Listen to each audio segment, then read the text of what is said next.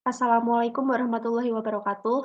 Kami dari kelompok 4 yang beranggotakan Trisanokia dengan NPM 110, Hasna Nur Arifaini dengan NPM 114, Intan Hairunisa dengan NPM 122, dan Dian Bintang Prayoga dengan NPM 125, Muhammad Zaki Muntaza dengan NPM 173.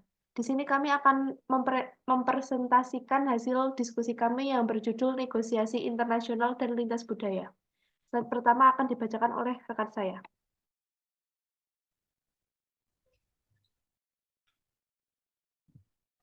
Negosiasi internasional dan lintas budaya membahas mengenai studi-studi negosiasi di bidang ekonomi yang baru berkembang, perbandingan-perbandingan intrakultural antara negosiator dari beberapa negara yang berbeda, dan negosiasi diplomasi dari perdagangan internasional.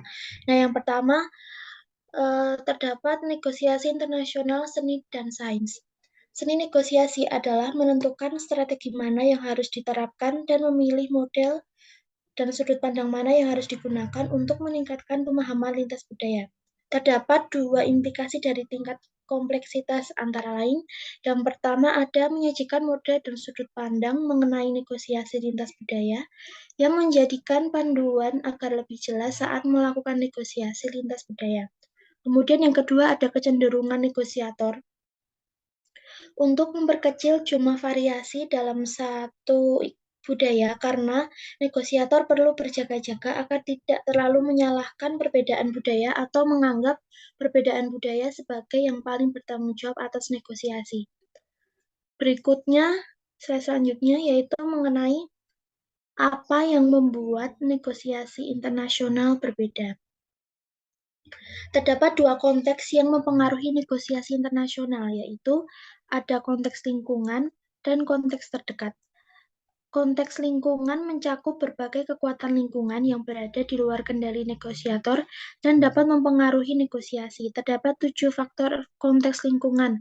Yang pertama ada pluralisme hukum dan politik. Di sisi hukum, implikasi pajak yang harus dibayar oleh perusahaan dan berbagai aturan hukum, kontrak, dan standar penerapannya. Selain itu, pertimbangan politik mungkin meningkatkan atau mengurangi negosiasi usaha di berbagai negara. Kemudian yang kedua ada ekonomi internasional. Nilai tukar mata uang tingkat internasional pasti mengalami fluktuasi dan faktor ini harus dipertimbangkan melakukan negosiasi di berbagai negara. Yang ketiga ada pemerintah dan birokrasi asing. Di berbagai negara memiliki perbedaan dalam hal sejauh mana pemerintah mengatur industri dan perusahaan di negara tersebut. Umumnya, negosiasi perusahaan di Amerika Serikat terjadi tanpa persetujuan pemerintah dan pihak yang bernegosiasi menentukan apakah akan terlibat dalam kesepakatan bisnis atau tidak. Kemudian yang keempat ada ketidakstabilan. Ketidakstabilan memiliki banyak bentuk, misalnya kurangnya barang dan jasa, dan ketidakstabilan politik seperti kudeta. Tantangan bagi negosiator adalah mengantisipasi perubahan dengan akurat dan dengan cukup waktu untuk menyesuaikan perusahaan dengan berbagai konsekuensi perubahan tersebut dengan mencantumkan pasal dalam kontraknya yang akan memungkinkan pembatalan. Kemudian yang kelima ada ideologi. Negosiator dari berbagai negara mungkin tidak sama, misalnya seperti Cina dan Prancis yang menekankan hak kelompok lebih penting daripada hak individu. Sedangkan negosiator Amerika Serikat memiliki ideologi mengenai individualisme dan kapitalisme. Kemudian yang keenam ada budaya. Misalnya dalam hal bersikap, orang dengan budaya yang berbeda-beda juga menafsirkan proses mendasar negosiasi secara berbeda pula. Misalnya, faktor apa yang didapat dinegosiasikan dan tujuan negosiasi. Kemudian yang terakhir ada pemegang saham eksternal. Patak dan Habib mendefinisikan pemegang saham eksternal sebagai berbagai orang dan organisasi yang memiliki kepentingan atau saham dalam hasil negosiasi tersebut. Kemudian terdapat konteks terdekat. Konsep dari model negosiasi internasional Patak dan Habib pada tahun 96 yang menekankan bahwa konteks terdekat memiliki pengaruh penting terhadap negosiasi. Yang pertama ada kekuatan tawar-menawar relatif. Praduga yang ada mengenai hal ini adalah bahwa pihak yang menginvestasikan modal dalam jumlah lebih banyak akan memiliki pengaruh lebih besar terhadap proses dan hasil negosiasi. Kemudian yang kedua ada tingkat konflik. Tingkat konflik dan jenis hubungan ketergantungan antara pihak dalam negosiasi lintas budaya juga akan mempengaruhi proses dan hasil negosiasi.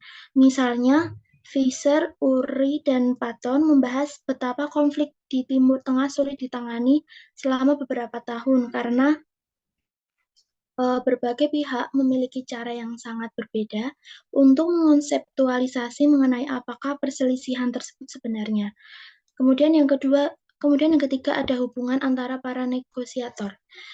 Menyatakan bahwa hubungan yang berkembang antara pihak-pihak utama yang bernegosiasi sebelum negosiasi dilaksanakan juga akan memiliki dampak penting terhadap proses dan hasil negosiasi. Kemudian yang keempat ada hasil yang diinginkan. Faktor-faktor yang nyata dan samar juga memainkan peran besar dalam menentukan hasil negosiasi internasional. Dalam negosiasi perdagangan antar Amerika Serikat dan Jepang, kedua belah pihak seringkali menyepakati lebih sedikit dari hasil jangka pendek yang mereka inginkan karena hubungan jangka panjang dianggap lebih penting. Yang terakhir ada pemegang saham terdekat. Pemegang saham terdekat dalam negosiasi mencakup para negosiator tersebut sendiri serta orang-orang yang mereka wakili secara langsung seperti manajer, perusahaan, dan dewan direksi mereka. Materi berikutnya akan disampaikan oleh Mbak Tessa. Untuk yang selanjutnya adalah mengonseptualisasi budaya dan negosiasi. Aspek negosiasi internasional yang paling sering diteliti adalah budaya, dan jumlah penelitian mengenai dampak budaya terhadap negosiasi telah meningkat pesat dalam 20 tahun terakhir. Dalam hal itu, poin pertama yaitu budaya sebagai perilaku yang dipelajari. Salah satu pendekatan untuk memahami dampak budaya mendokumentasi perilaku negosiasi sistematis orang-orang dari berbagai budaya. Untuk selanjutnya,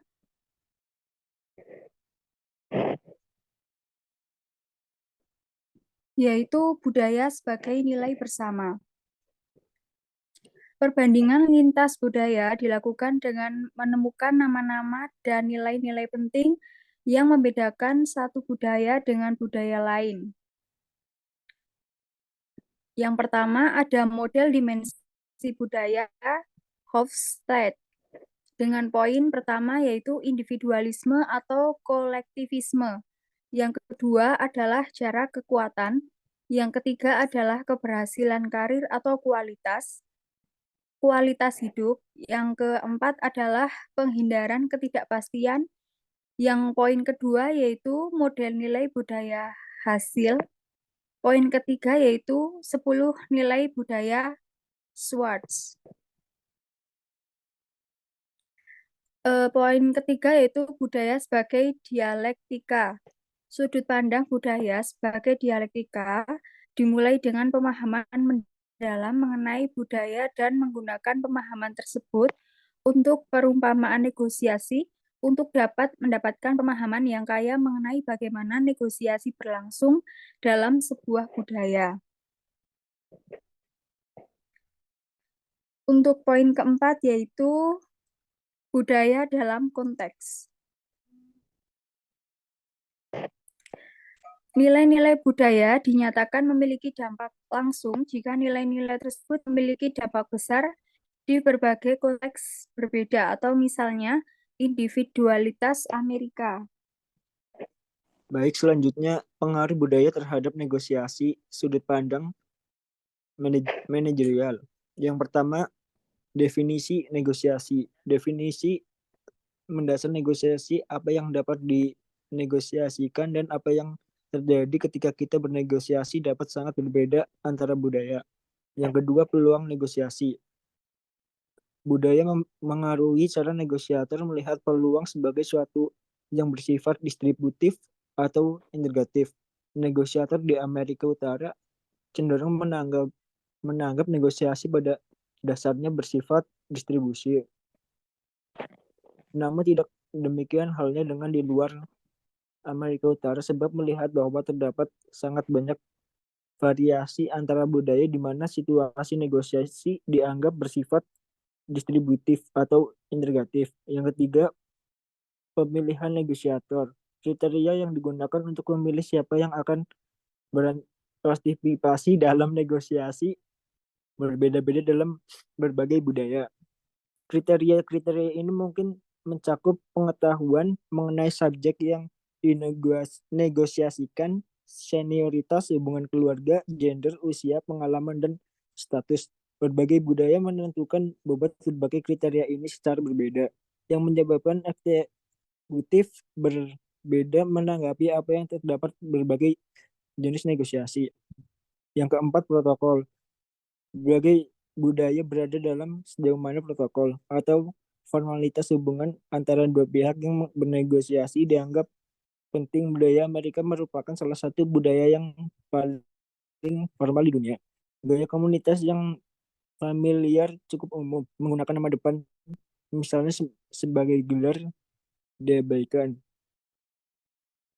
Bahkan hal ini dengan budaya lain. Yang kelima, komunikasi. Budaya mempengaruhi cara orang berkomunikasi, baik secara verbal maupun nonverbal. Terhadap juga perbedaan dalam bahasa tubuh di berbagai budaya. Perilaku yang mungkin sangat menghina di satu budaya mungkin justru sangat bagus di budaya lain. Yang keenam, kepekaan waktu. Budaya sangat menentukan apa makna waktu dan bagaimana waktu mempengaruhi negosiasi. Di Amerika Serikat, orang-orang cenderung menghargai waktu dengan datang ke rapat pada jam yang telah ditentukan, bersikap peka dengan tidak membuang-buang waktu orang lain. Yang ketujuh, cenderung resiko. Budaya memiliki keragaman dalam hal kesediaan mereka mengambil resiko. Beberapa budaya cenderung menghasilkan perbuatan keputusan yang birokratis dan konservatif yang menginginkan kesepakatan besar mengenai informasi sebelum membuat keputusan.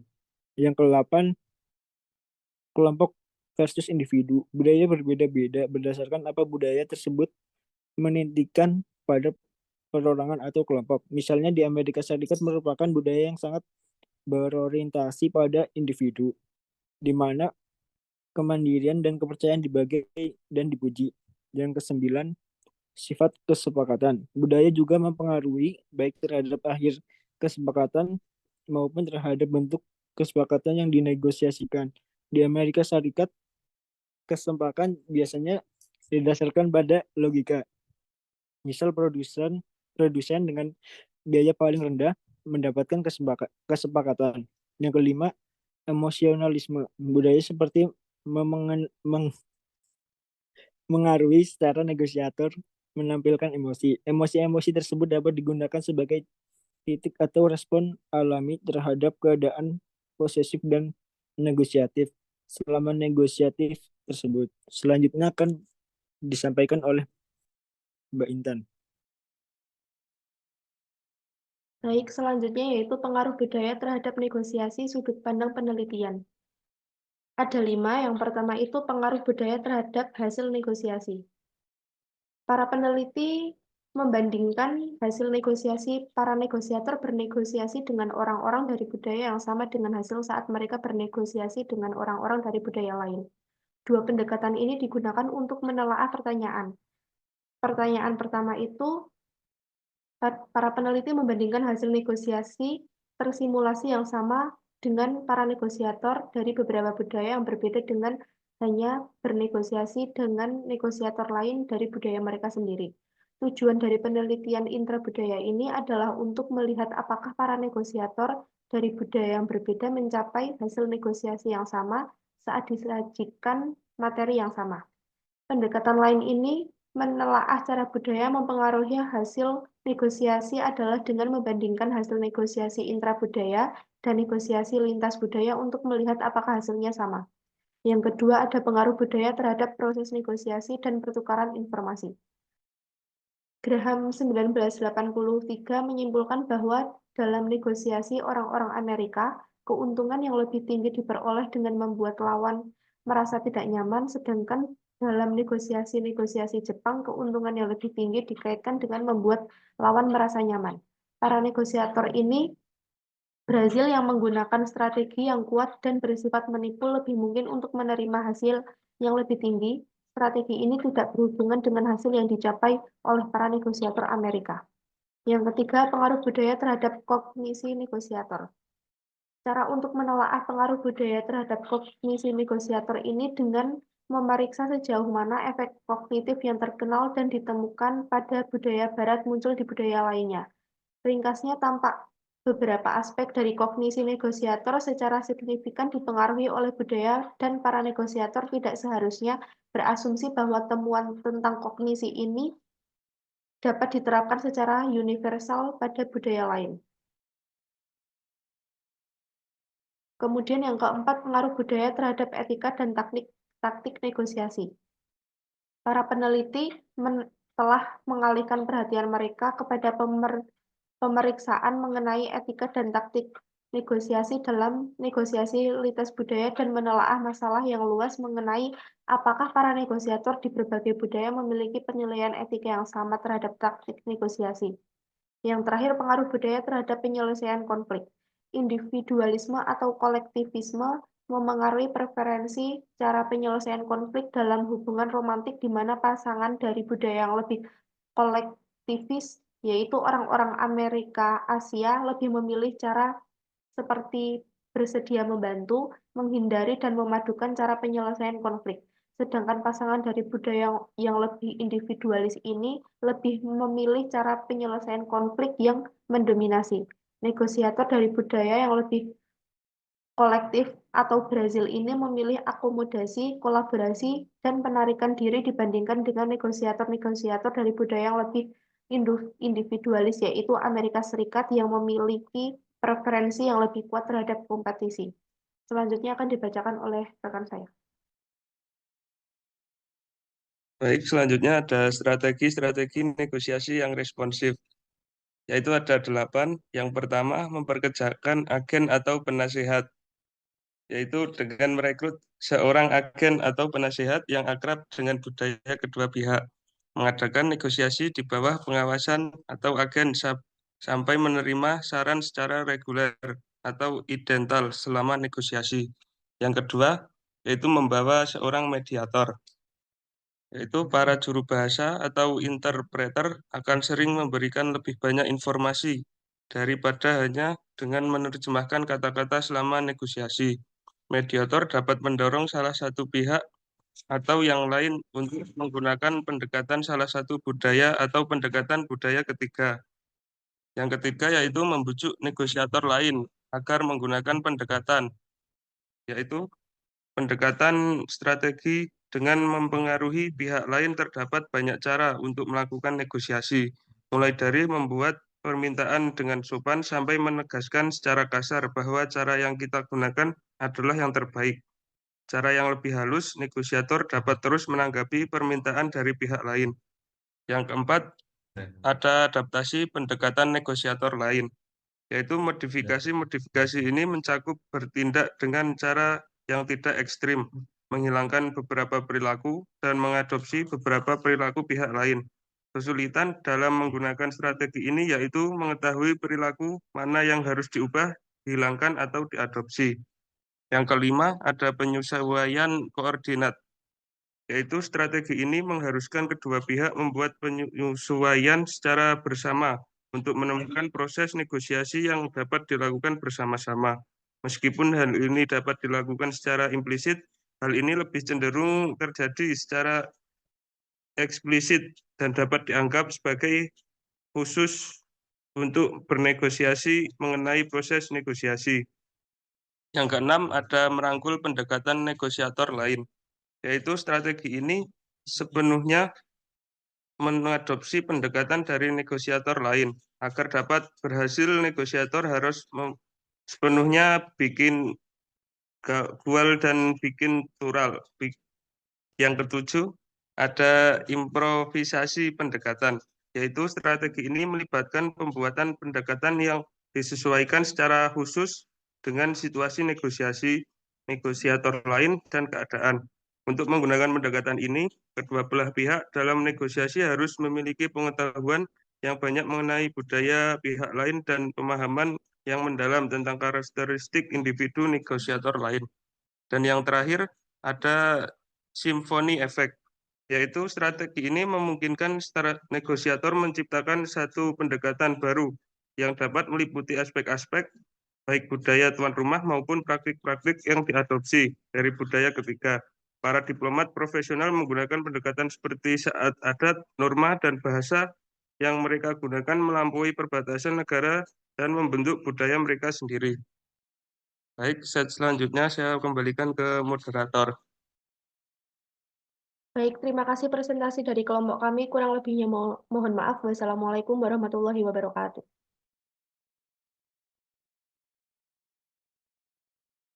Anjay. Kita caranya. Main ya.